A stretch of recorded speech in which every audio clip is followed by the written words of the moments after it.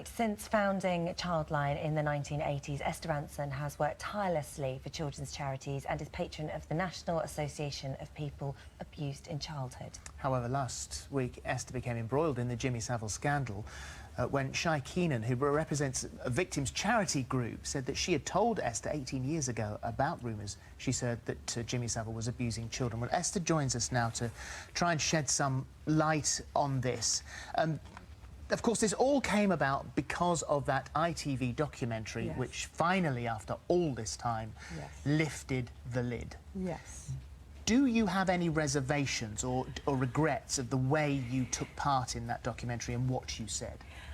No. They asked me to appear in the documentary because they asked me if I could say whether or not, in my view, the statements by survivors of Savile's abuse were credible. And what I said in the documentary was, I felt that we as a whole nation were to blame because we had created a national treasure, an iconic figure, which meant that those people, when children, couldn't come forward, and one of them did and was disbelieved. And she said very tellingly, I wasn't believed then, and I fully expect that I won't be believed now. The thing is, Esther, that I mean, this is a fire that is burning in many parts of the media, broadcasting in our national psyche. Yeah.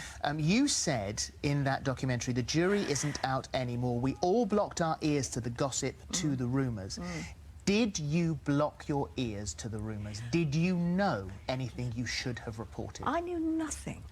You know, Philip and Holly, how rumours spread around our industry, and it is true that when I was a junior researcher back in the 70s, another junior researcher said that he'd heard a rumour from Fleet Street, I think, that Jimmy Savile was attracted to young people. Now, the lady who says that she told me 18 years ago, I've gone back through the records of that year to see if we ever did an item about child abuse in that series of That's Life. She says she met me then.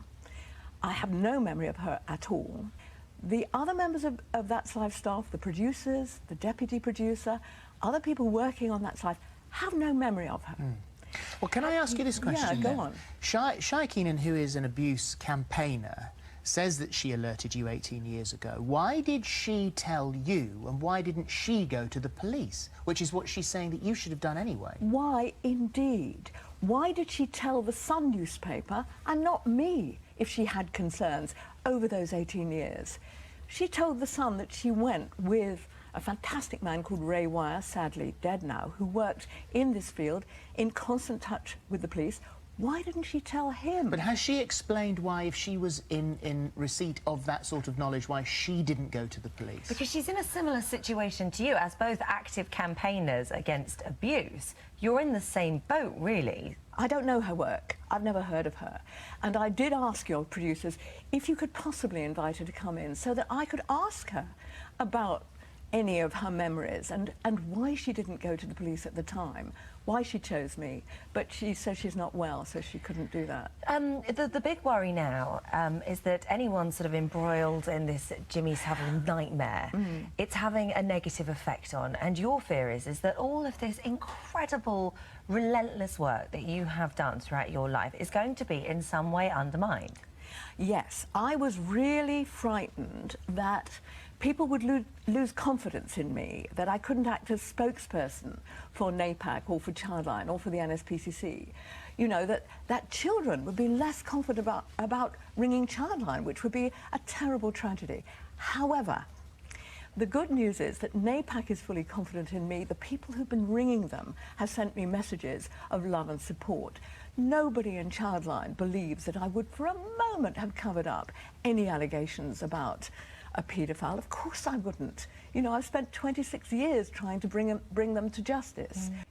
They showed a witness, a young woman at the time who'd walked into the dressing room, seen something, reported it to her boss, and no action was taken. So I think there was a level when people shut things down. That's what I meant. There was a level when people didn't want to know this, didn't want to hear this about someone they so admired.